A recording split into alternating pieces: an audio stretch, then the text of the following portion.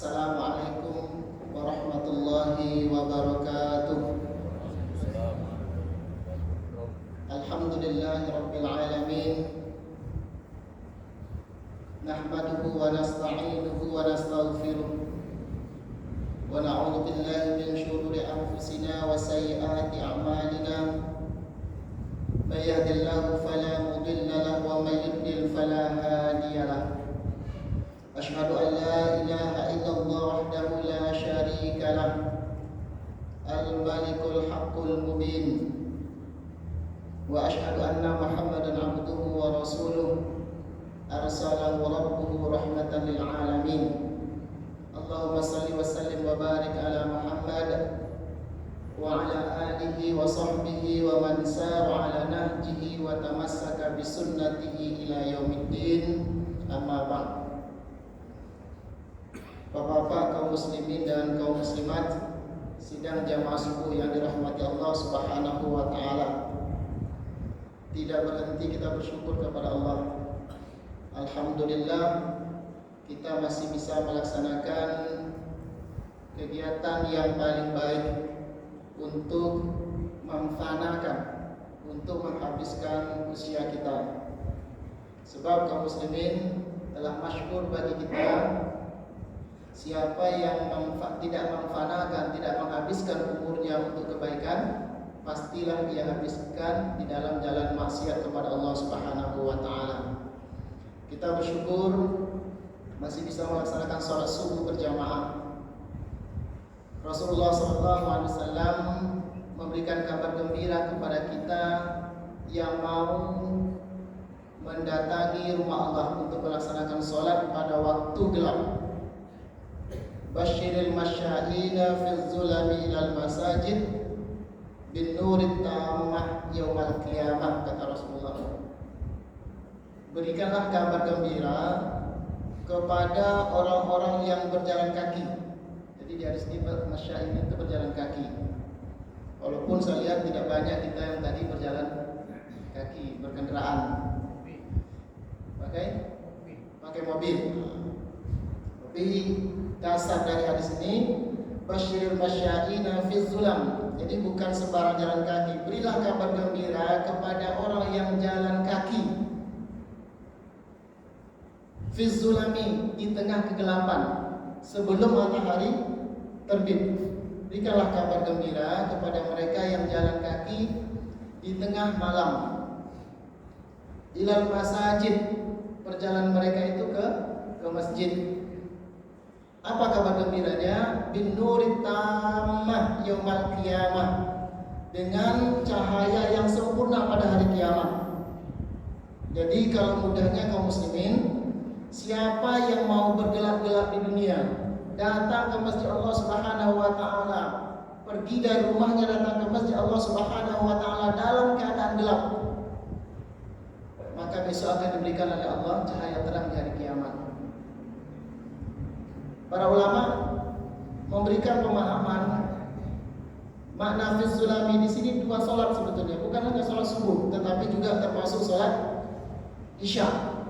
Jadi siapa yang mau keluar rumah, salat isya dan salat subuh secara berjamaah akan diberikan cahaya pada hari kiamat.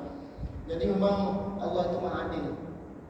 Siapa yang di dunia ini mau bergelap-gelap ke masjid, besok di akhirat akan terang.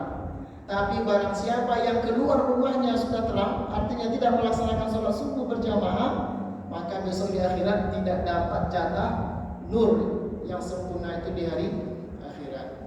Sebagaimana di muslimin yang berbahagia, siapa yang di dunia ini asyik dengan khamar, asyik dengan narkoba, asyik dengan perbuatan yang tidak baik, maka besok tidak akan mendapat khamar di surga.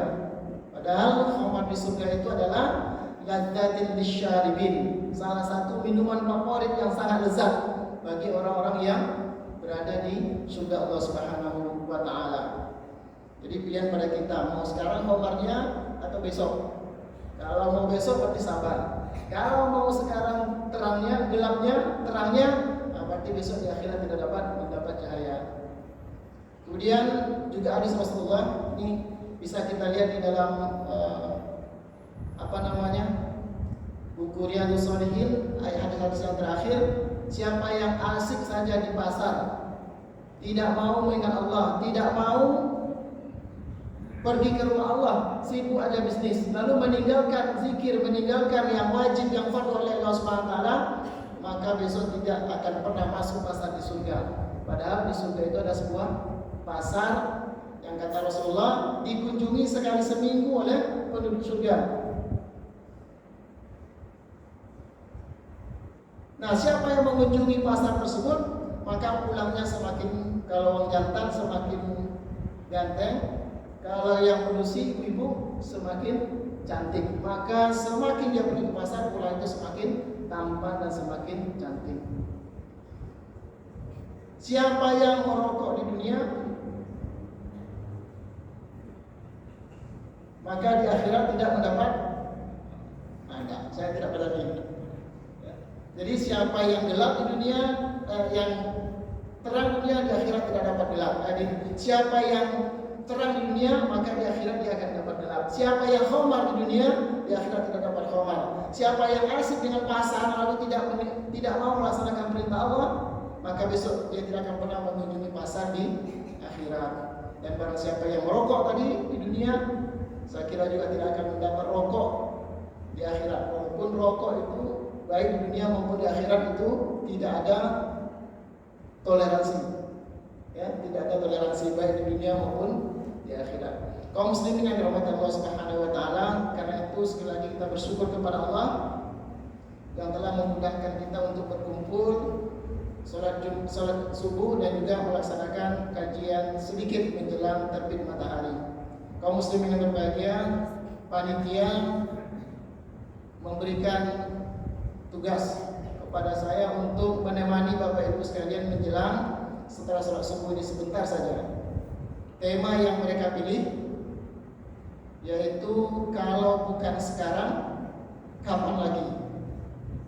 Kalau bukan kita, mereka lagi. Ini tema ini sebetulnya sangat umum. Bisa dipasang untuk semua hal. Kalau nggak sekarang taubat, kapan lagi? Kalau nggak sekarang pergi sholat subuh, kapan lagi? Kemudian kalau bukan kita yang datang sholat subuh, berarti orang-orang yang selalu juga datang. Berarti kita tidak termasuk. Kalau bukan kita yang berinfak, berarti orang yang berinfak aja, orang-orang lain aja. Maka tema ini sebetulnya memberikan motivasi kepada kita. Kalau bukan sekarang, kapan lagi? Dan kalau bukan kita, siapa? Atau mereka lagi. Kaum muslimin berbahagia. Sebagai motivasi untuk kita berbuat baik dan berbuat amal, selalu kita ulangi apa yang disampaikan oleh pendapat yang sangat masyhur disampaikan oleh Imam Al-Hasan Al-Basri rahimahullah. Idza ra'aitan nasa yatanafasuna fid dunya fanafashum fil akhirah. Kalau kalian tidak bisa mengungguli manusia dalam masalah dunia, maka ungguli mereka dalam masalah akhirat. Kalau kalian tidak bisa mengungguli mereka dalam masalah yang menyibukkan di dunia ini, maka ungguli mereka untuk mendengarkan kajian. Kalau kita tidak bisa mobilnya lebih baik daripada orang lain, maka sholatnya harus lebih baik daripada yang lain. Kalau kita tidak bisa derma lebih banyak daripada orang lain, maka jangan mau kalah. Ikhlasnya harus lebih daripada orang lain.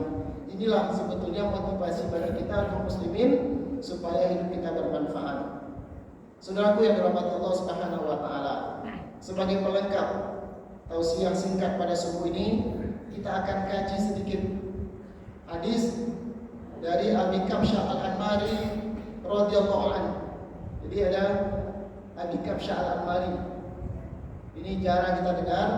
Beliau ini hadis yang beliau bawakan itu banyak kepada hadis anfa'uhum linnas, hadis tentang bagaimana cara memberi manfaat kepada orang lain.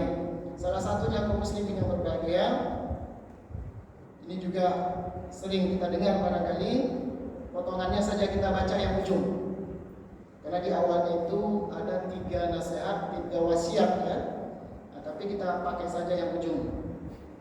Innamad dunya li arba'ati nafar. Kata Rasulullah, dunia itu diperuntukkan kepada 4 jenis manusia, 4 golongan manusia. Jadi dunia ini hanya untuk 4 orang saja.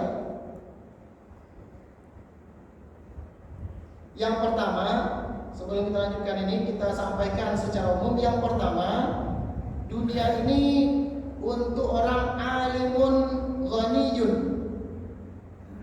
yaitu untuk orang berilmu, untuk orang alim sekaligus kaya.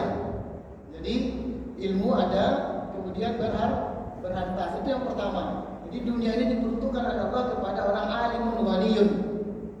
Dalam hadis itu disebutkan oleh Rasulullah SAW, yang pertama adalah abadin razaqahullahu malan wa ilman. Yang pertama adalah seseorang yang diberikan oleh Allah Subhanahu wa taala harta dan juga ilmu. Makanya saya sebut tadi alimun ghaniyun. Yang kedua, kaum muslimin yang berbahagia, dunia ini adalah untuk golongan adalah orang yang alim tetapi fakir, orang berilmu tetapi susah hidupnya. Alimun fakirun. Siapa mereka? Yaitu wa'abdin razaqahullahu ilman wa lam yarzuqhu malan. Orang yang diberi ilmu tetapi tidak diberi harta. Yang ketiga, kata Allah Subhanahu wa ta'ala, kata Rasulullah sallallahu alaihi wasallam, wa 'abdin razaqahullahu malan wa lam yarzuqhu ilman. Ini kebalikan yang ketiga, yaitu orang yang diberi harta tetapi tidak diberi ilmu. Mereka adalah ghaniyun jahilun, orang kaya tetapi bodoh.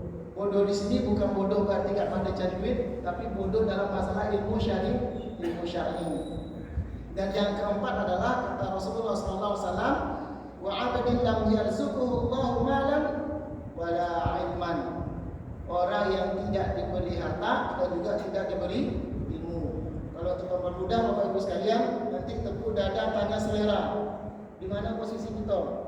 Yang pertama orang kaya berilmu. Ini yang disebut dengan afdhalul manazil. Derajat yang paling hebat manusia di muka bumi ini kaya dan berilmu. Yang kedua adalah alim fakirun, punya ilmu tetapi hidup susah, miskin. Ini yang kedua. Yang ketiga, ghaniyun jahilun, orang kaya tetapi bodoh. Nah, yang keempat disebut dengan jahilun fakirun, sudahlah bodoh, hidupnya miskin. Sudah bodoh, tidak punya ilmu, hidupnya miskin. Kira-kira Bapak Ibu sekalian, yang paling mana yang paling berbahaya ini? Orang kaya alim, orang alim miskin, orang kaya bodoh, atau orang miskin bodoh? Mana Pak Ji? Yang keempat. Kita merasa yang keempat. Ternyata kaum muslimin Rasulullah katakan tidak. Ini rahasianya nanti kajian kita ini.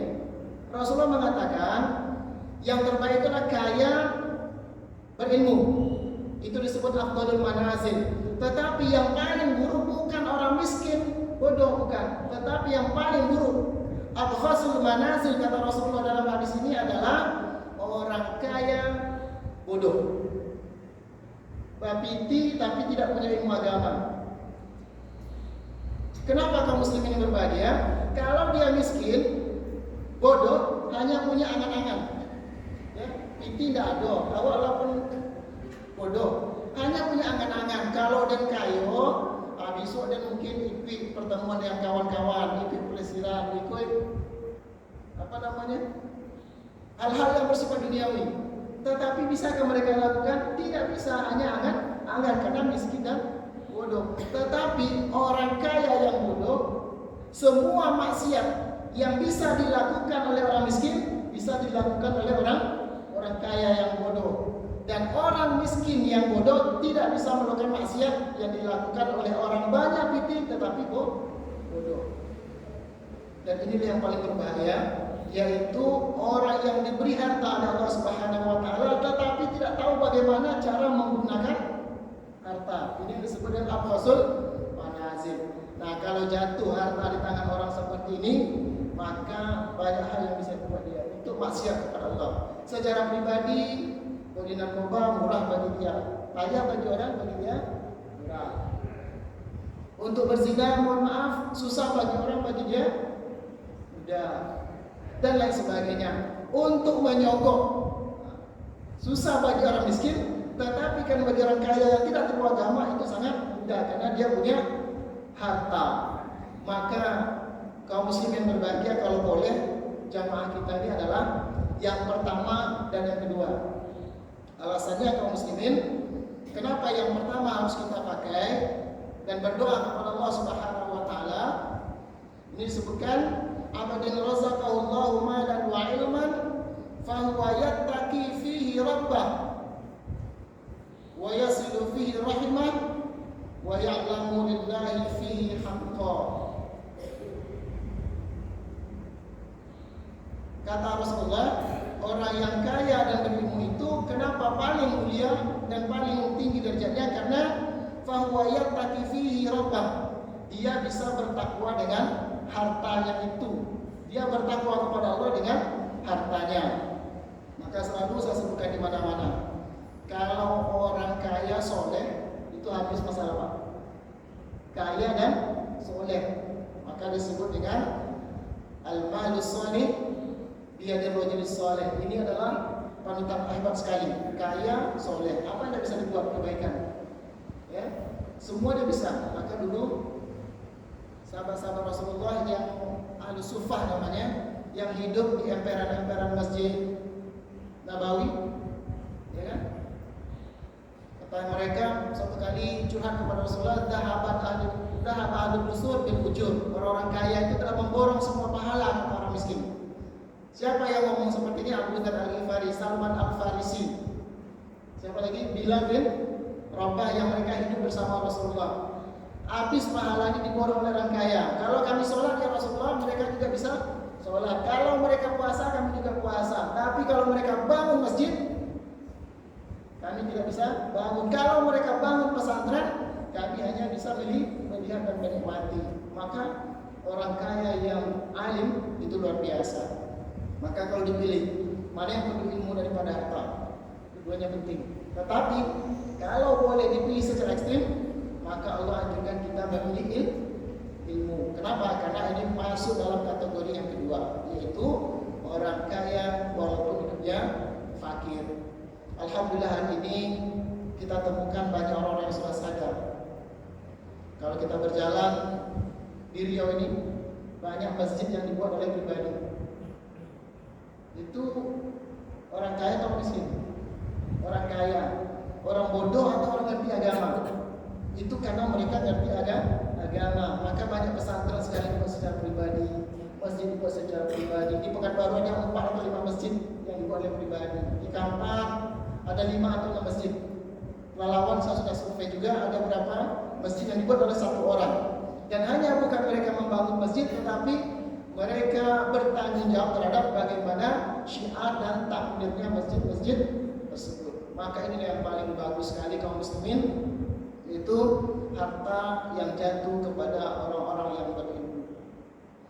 Kemudian yang kedua, kata Rasulullah,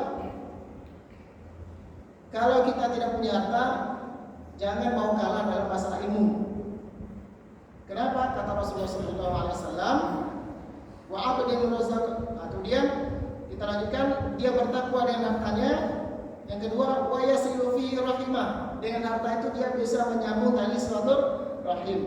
Ingat kaum muslimin yang berbahagia, orang kaya, orang yang memiliki harta, tugas pertama dia setelah zakat kepada Allah Subhanahu wa taala yaitu menjadikan harta itu sebagai wasilah untuk menyambung tali silaturahim.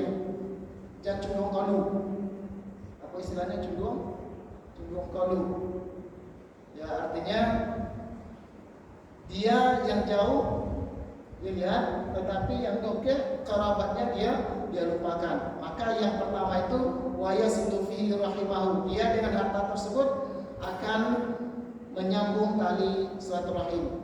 Banyak persoalan perbantahan, salah pendapat, salah miskomunikasi antara saudara hanya karena kepedulian dengan harta.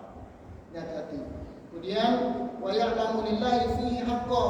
Orang alim yang kaya itu ngerti dia dalam hartanya itu ada hak Allah Subhanahu wa taala. Ini yang menyebabkan dia menjadi derajat yang paling mulia. Fahada bi afdhalil manazil. Inilah golongan pertama manusia yang paling tinggi derajatnya. Wa abadin razaqahullahu ilman wa lam yarzuqhu malan. Yang kedua adalah orang yang diberikan ilmu tetapi tidak diberikan harta. Fa huwa shadiqun niyah. Tapi kalau dia tidak berikan harta tapi ilmu agamanya cukup, maka akan muncul shadiqun niyah, akan ada niat dalam hatinya, akan lurus niat dalam hatinya. Law annani malan la'amiltu bi'amali fulan fa huwa niyatu fa ajruhu ma sawa, kata Rasulullah. Jadi kalau ilmu agamanya kuat tapi kebetulan belum diberi harta, cuma ada niat, kalau saya ya Allah berikan harta, saya akan amalkan, saya akan beramal, saya akan berlomba dengan orang punya harta ini untuk melakukan kebaikan. Tapi apalah tak dikata Allah belum berikan harta. Kalau niatnya bagus kaum muslimin, maka pahala kelompok pertama dan kedua ini sama. Itu niatnya sudah ada untuk berinfak walaupun hartanya belum dipegang.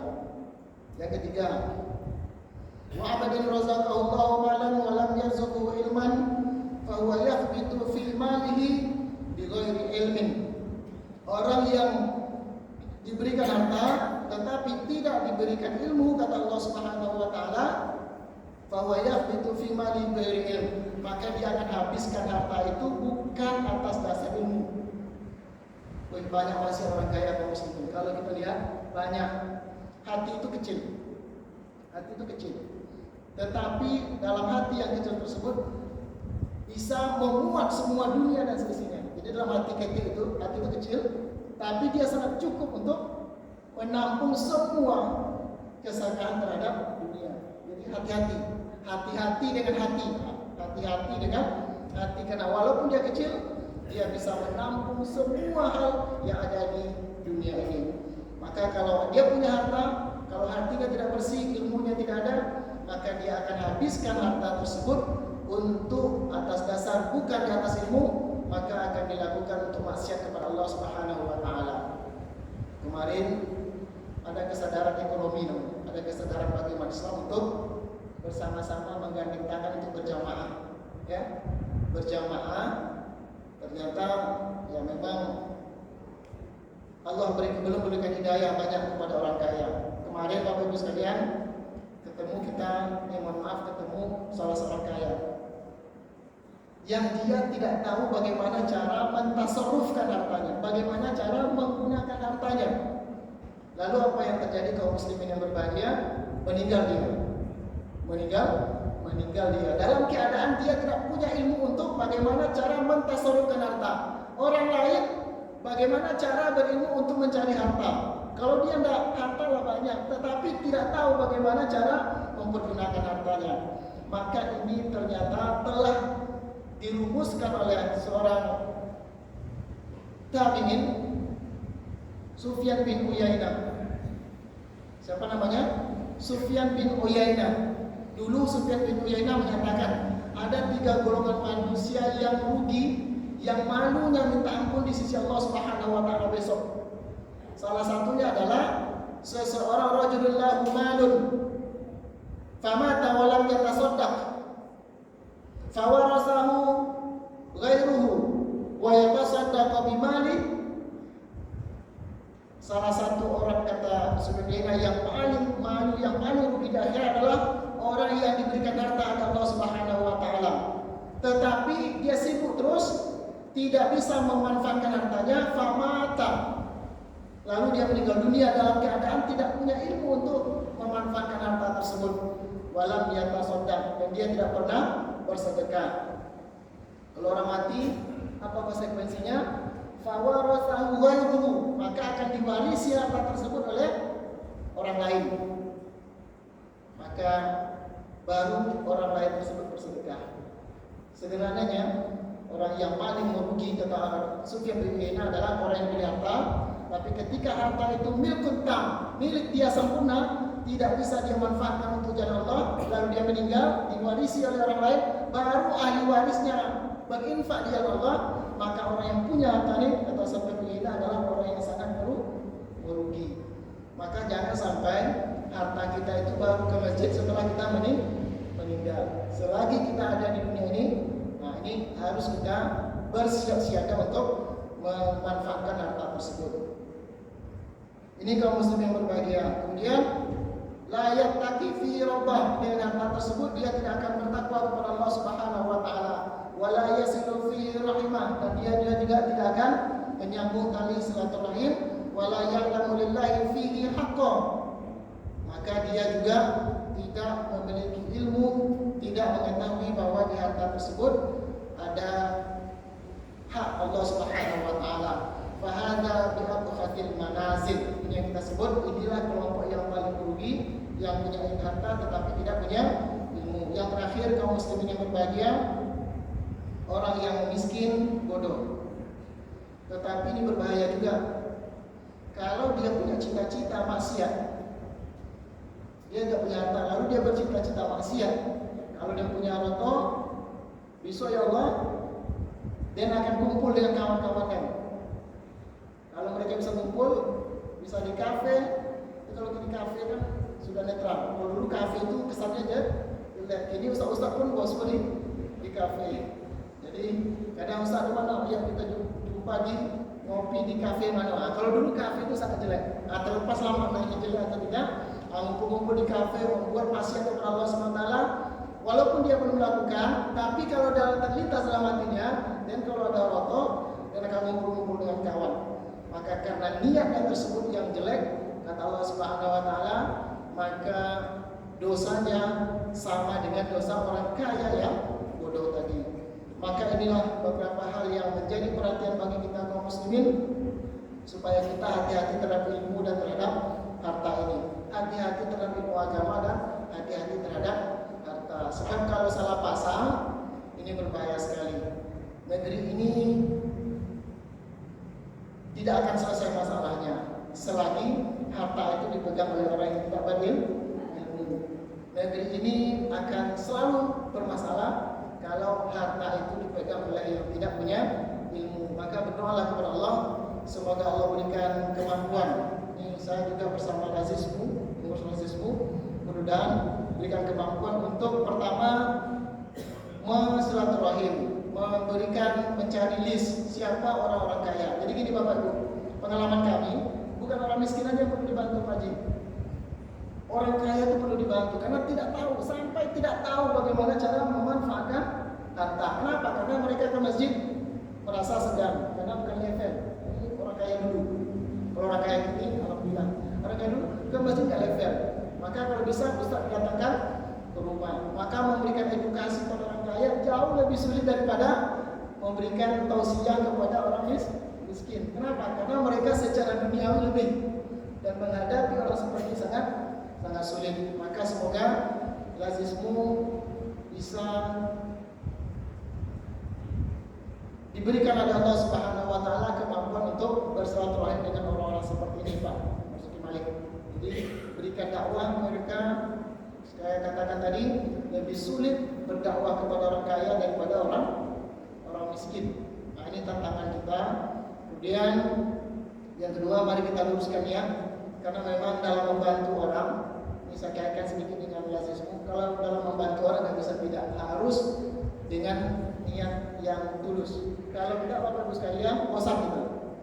Banyak hari ini orang yang membantu orang bukan atas dasar ikhlas kepada Allah, maka suatu saat gerakan membantu itu akan hilang. Kenapa? Karena pertama, kalau mereka sudah dipuji, kalau mereka sudah dikritik, mereka akan sulit. Padahal Allah mengatakan kita harus membantu orang itu bukan untuk mencari ajron, wala syukuro, tidak mau mencari balasan dan juga tidak mencari ucapan terima kasih. Jadi kita ini membantu orang bukan untuk mendapatkan terima kasih dari orang yang kita bantu.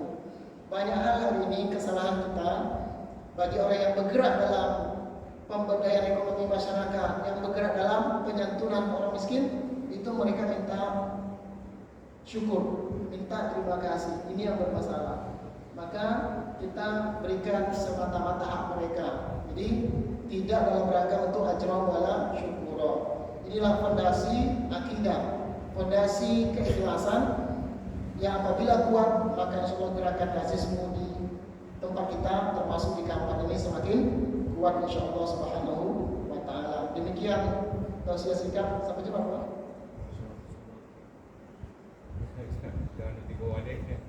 Berapa? Jam 6.13. Oke, kita buka tanya jawab. Kalau seandainya ada yang perlu kita tanyakan, insyaallah ada waktu, kita masih lapang.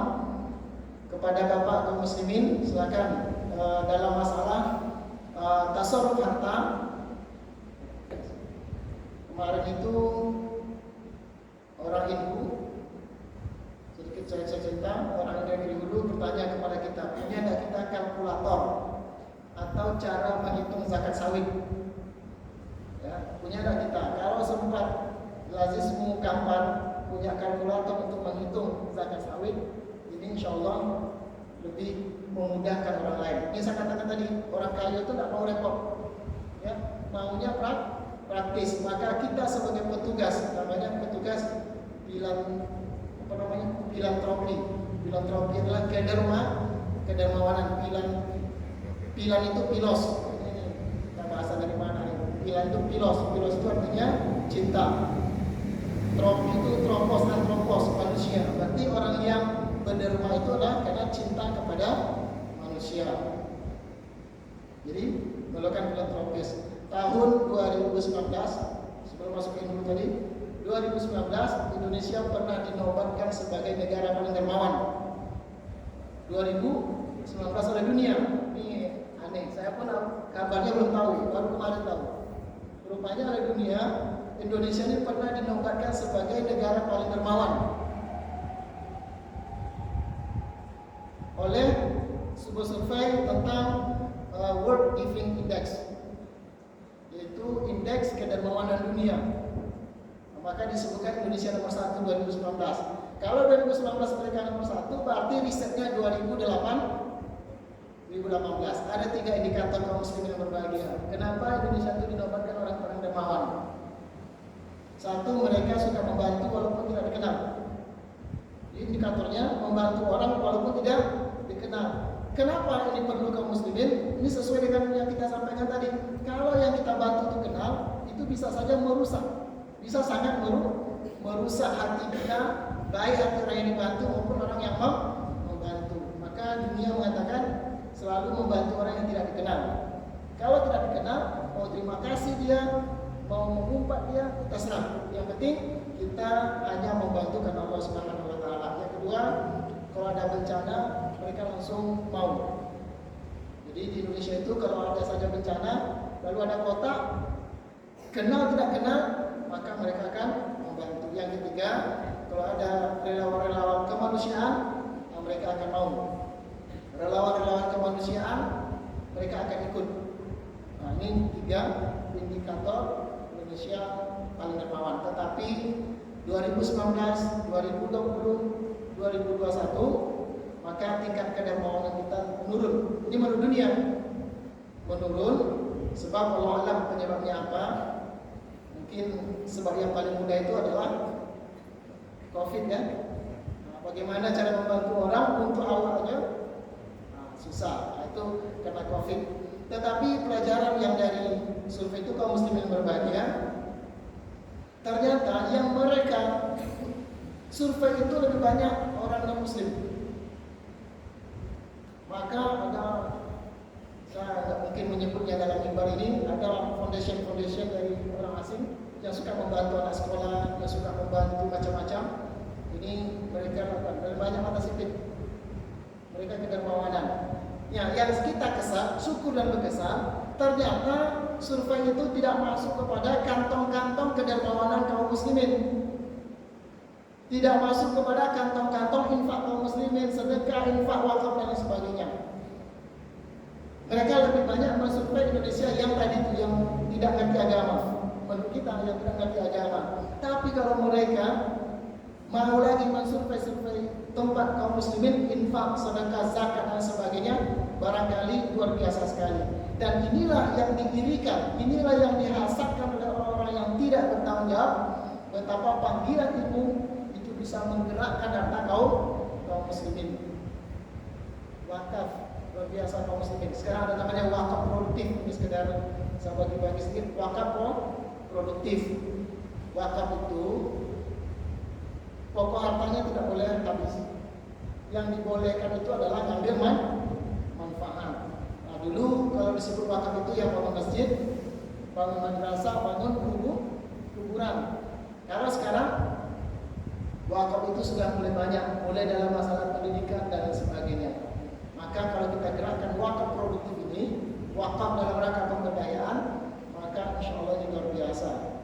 Maka sangat sayang mereka tidak mau survei bagaimana tingkat kedermawanan kaum muslimin, yang mereka itu loh dermawan bukan hanya karena cinta manusia, tetapi juga melaksanakan perintah Allah Subhanahu wa Ta'ala. Maka kembali ke yang tadi, ibu tanya kepada kami, ada nggak kalkulator yang disusun oleh lazismu untuk zakat sawit? Sehingga kalau sudah ada kalkulatornya, jadi nggak susah lagi. Walaupun nanti secara fikih kita masih banyak perdebatan apakah sawit ini bagian dari zakat atau tidak. Tapi nanti lah, bagi yang tidak percaya, tidak suka, tidak sependapat, itu nanti kita diskusikan. Tapi kan bagi yang berpendapat sawit itu adalah mimma kasabatum, termasuk apa yang kalian usahakan, maka mudah-mudahan dengan lazismu kabar itu mempelopori sebuah panduan kecil dalam menghitung zakat sawit. Kalau itu bisa, maka insya Allah tingkat al-jibayah, pungutan kita, tingkat pengumpulan dari infak dari zakat ini semakin meningkat. Kenapa? Karena salah satu yang termasuk hal yang baru dalam dunia zakat itu adalah termasuk zakat sawit ini. Kenapa baru? Ini tidak dibahas dalam buku fikih yang lama, tetapi ini aktual di tengah masyarakat kita, terutama di Sumatera dan di negeri kita ini. Ini tugas kita dari Lazismu untuk menghitung tersebut. Ini informasi dari yang pertama. Silakan kaum muslimin yang berbahagia, masih ada waktu kita 15 menit lagi. Silakan kalau ada yang bertanya, saya persilakan, termasuk kepada pemuda. Ya, silakan. Terima kasih. Assalamualaikum warahmatullahi wabarakatuh. Waalaikumsalam. Seperti yang saya sampaikan tadi, bahwa dunia ini dibutuhkan oleh Allah pertolongan ya. Pertama kepada adalah orang kaya berilmu, karena orang kaya itu bisa harta ini beramal soleh, infak sendiri. Tapi kadang-kala walaupun beliau tidak bermaksud untuk riya, tapi di kesempatan sering menyebut-nyebut dia berinfak, sedekah segala macam. Walaupun dia sering mengatakan saya tidak riya. Ini bagaimana posisi amalnya terhadap hal seperti itu? Terima kasih. Baik, terima kasih. Apa posisi amal zakat, amal infak, amal sedekah kalau yang disebut? Kaum muslimin berbahagia, pertama harus kita tahu ikhlas itu adalah amal qalbi, amalan hati. Dan amalan hati yang tahu itu dia dengan Rabb bainahu wa rabbih, yaitu antara dia dan Allah. Maka agama mengajarkan jangan menyebut-nyebut, itu artinya adalah menyebut-nyebutkan kepada orang yang kita beri. Karena azab, namanya menyakiti. Wala tubtilu shadaqatikum bil manni wal adha. Jangan kalian batalkan pahala sedekah kalian dengan menyebut-nyebut. Kalau tidak ada bantuan apa itu tubtilu shadaqatikum, namanya menghabiskan pahala sedekah. Tapi kalau kita sebutkan ke orang lain, maka kita tidak bisa menghukum hati orang lain. Nah, apalagi kaum muslimin yang berbahagia, terutama zakat. Awak kan kadang susah. Mana yang perlu diumumkan, awak tutup. Mana yang perlu ditutup diumumkan, mana yang perlu dipanjang dipendekkannya, mana yang perlu dipendek dipanjangkannya. Contoh, ini syariat Allah, ini ada yang perlu diumumkan. Jangan takut ria karena mengumumkan ibadah ini. Dan di antara yang perlu diumumkan ke dunia sebagai syiar adalah amalan fardu dan amalan wajib. Contoh salat subuh. Tidak perlu kita tutup-tutup. Malu dan salat subuh itu kata ria, akhirnya malam itu pergi salat. Karena ada salat jamaah termasuk syiar, maka kita umumkan pada dunia kita pergi salat subuh berjamaah dan bersolat yang lain. Zakat itu boleh diumumkan. Zakat boleh dibuka. Kenapa? Karena ini yang wajib. Nah, ada hal-hal yang bersebut khobi'ah. Ini selalu saya sampaikan, khobi'ah itu adalah amalan spesial yang hanya kita dan Allah yang tahu. Dan insya Allah amal ini yang menjadi pamungkas besok kita bertemu dengan Allah Subhanahu wa Ta'ala. Nah, umumnya khobi'ah ini kaum muslimin adalah amalan sunat atau amalan nawafil sunat, mandub yang sunat. Contoh, kalau kita infak, sedekah itu lebih baik disirkan. Tapi kalau zakat boleh kita umumkan untuk memotivasi orang lain. Jadi menyebut-nyebut tadi itu etikanya adalah jangan ke orang yang kita berikan. Kalau menyebutkan itu dalam rangka menghimbau kaum muslimin, itu adalah tugas lazim muslim. Kalau tidak diumumkan, itu berat untuk membentuk hati orang-orang yang orang kaya. Jadi la tubtilu shadaqatikum bil manni wal adha, dengan menyakiti. Sebab kalau disebut-sebut kepada orang itu sakit, Pak. Kita mungkin pernah, semua kita pernah pengalaman kalau disebut oleh orang jasa dia pada kita dalam kondisi kita bersalah atau dalam kondisi kita tidak bersalah, itu sakit. Nah, maka yang dilarang itu adalah menyebut kepada orang yang kita bantu. Wallahu a'lam bishawab. Itu maksudnya.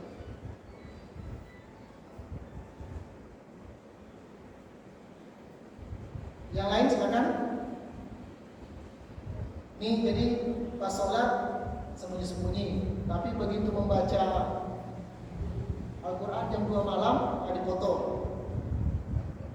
diupload. Alhamdulillah hati ini menjadi tenang, ya kan? Padahal jam 2 malam. Ada kan? Tengok sudah jamaah subuh tidak datang, tapi di Facebooknya di apa lagi macam-macam. Atau alhamdulillah hati ini betul-betul tenang ketika bersujud, selesai sujud di hadapan Allah Subhanahu wa Ta'ala. Salat zuhur itu tidak ketemu. Ini berbahaya. Yang boleh kita upload itu, walaupun tidak dipoto, adalah yang fardu. Nah, kemudian infak. Zakat tak pernah ada namanya, tapi begitu infak lalu memfoto orang yang dia beri, apalagi hati-hati memfoto orang yang mustahik, itu harus dilindungi Bapak kaum muslimin berbahaya. Pertama, kalau itu bukan untuk laporan, sedikit masuk ke lazisme, kalau untuk tidak laporan bisa foto. Kecuali kita petugas yang diamanahkan oleh orang lain supaya harta ini sampai kepada yang berhak, itu boleh sebagai laporan. Tapi kalau untuk menyatakan kebahagiaan, apalagi membagi foto-foto yang orang kita bantu, itu tidak dibenarkan. Kenapa? Satu, menjaga hati kita, yang kedua menjaga hati orang yang kita bantu. Maka khobi'ah itu kaum muslimin luar biasa. Setiap kita nih, berapa orang jamaah kita nih, wajib kita memiliki minimal satu khobi'ah, yaitu perbuatan spesial, amal spesial yang hanya kita dan Allah Subhanahu wa Ta'ala tahu. Ketua dan sekretaris tidak tahu, sekretaris bendahara tidak tahu. Berarti ada amalan-amalan spesial, dan inilah yang didirikan oleh orang-orang dahulu. Ada amal spesial, dan amal spesial yang paling dasar itu adalah amalan hati. Maka kaum muslimin, kalau kita lihat Riyadhus Shalihin misalnya, Imam An-Nawawi mulai dari bab pertama itu bukan dari amal biasa ditulisnya, tapi semuanya amalan hati. Kenapa? Karena yang perlu manusia itu diselesaikan terlebih dahulu itu adalah memperbaiki hati. Contohnya yang paling mudah, ini sekedar pengantar saja yang selalu kita buat. Yang pertama ditulis begitu masuk dalam buku Riyadhus Shalihin yang pertama ditulis Imam Nawawi adalah babul ikhlas. Ini masalah tauhid, yaitu masalah ikhlas. Belum masalah sholat. Yang kedua babul taubah. Taubah itu juga hati. Yang ketiga babus sobar. Sobar.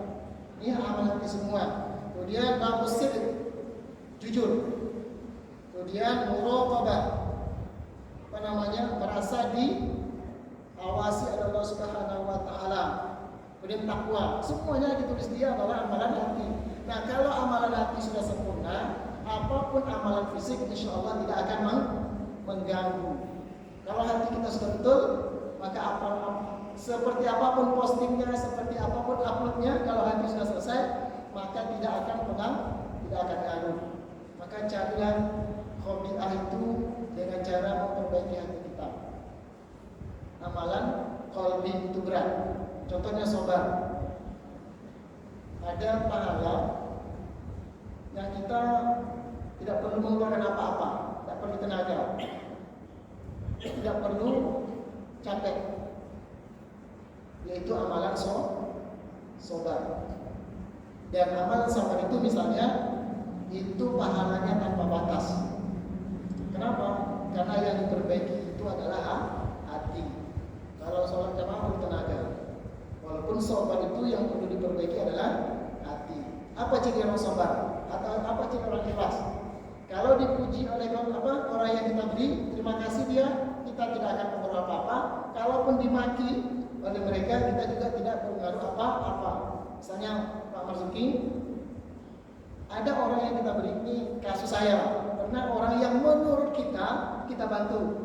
Tapi begitu kita antar santunan itu, terbalik, bukan kita yang memaki mereka, tapi mereka yang memaki kita. Hati-hati Pak, kalau kita betul-betul ikhlas, apapun kata dia, yang penting hak dia sudah kita sampaikan. Kalau dia hanya tidak berterima kasih, itu urusan kita, urusan dia dengan Allah Subhanahu wa taala. Maka lazismu, gerakan kedermawanan itu adalah dilakukan oleh orang spesialis, bukan orang biasa. Kalau pencitraan, kalau tidak dipuji oleh orang, berarti selesai apa? Maka saya ada sebuah pepatah atau saya belum temukan rujukannya. Andaikan kalian tahu betapa cepatnya manusia melupakan dirimu suatu saat kelak, maka niscaya kamu tidak akan beramal kecuali hanya karena Allah Subhanahu wa taala. Ya, kalau kita tahu betapa cepatnya manusia yang akan melupakan kita, jangankan perbuatan kita, nama awak pun suatu saat akan dilupakan orang. Kalau kita tahu betapa cepat itu, niscaya kita tidak akan mau beramal, tidak akan membantu orang, kecuali hanya kenal semata-mata kepada Allah. Kenapa? Karena adalah Al-Hayyul Qayyum. Allah lah yang setelah hidup. Nah, ini kalau pencitraan habis, istilahnya kurang semangat kita. Maka saya katakan tadi, ada orang yang kita bantu, mereka justru mencemooh, mereka justru tidak berterima kasih, bahkan memfitnah orang yang mengantar ini. Nah, kalau kita ikhlas, insya Allah tidak ada pengaruh. Bapak ikhlas menerima, Bapak tidak mau ikhlas menerima, yang penting ini adalah amalan saya dengan Allah Subhanahu wa taala. Allah silakan yang lain. Ini masalah apa mak? Kita memberi seseorang, lalu kita foto, kita taruh di papan informasi, tapi kita permisi sama dia yang bersangkutan, enggak apa-apa, enggak. Ya. Orang tahu supaya orang yang pernah memberi bantuan, memberi sedekah, dan memberi zakat tahu dia kerja kita. Ya. Kalau tidak ditaruh papan informasi, apa kerjaan ini lazis murni? Kita ini kan amil. Amil itu kan pekerja. Pekerja itu ada sistem. Salah satu sistemnya adalah accountable, bisa diaudit. Ya, ada transparan. Maka salah satu bukti kita bertanggung jawab itu adalah bahwa uang zakat dari Bapak A telah kami sampaikan kepada mustahik 1, 2, 3, 4, 5. Supaya apa? Supaya ini namanya kredibilitas, ya. Kepercayaan orang kepada kita tetap terjaga, bukan urusannya dengan orang yang kita beri. Nah, foto ini hanya untuk memberikan pertanggungjawaban kita kepada donatur, kepada orang yang muzaki, kepada orang itu boleh. Tapi bukan untuk justru bukan kita yang bermain di situ, kita pula yang seakan-akan membantu. Jadi amil ini berapa? Amil ini kadang seakan-akan awak pula yang membantu, padahal bukan, kita hanya menghantarkan dari muzaki kepada mustahik. Maka jangan ambil faedah yang luar biasa terhadap dunia seakan-akan kita pula yang dermawan. Enggak apa, lazismu itu tidak dermawan. Yang dermawan itu adalah muzaki. Ini perlu sekali disampaikan, seakan-akan awak pula dapat foto, awak pula yang mengupload bahwa kita lah yang suka membantu orang. Tidak, yang membantu orang muzaki, kita hanya sebagai perantara. Maka ambil itu boleh mengambil bagian dari sedikit dari zakat sesuai dengan asnaf yang 8 tersebut. Itu boleh. Nah, kalau sudah boleh digaji, berarti yang lain bisa diambil, pencitraan itu bisa. Karena itu akan membahayakan dunia filantropi atau dunia kedermawanan di dalam Islam. Allah bisa.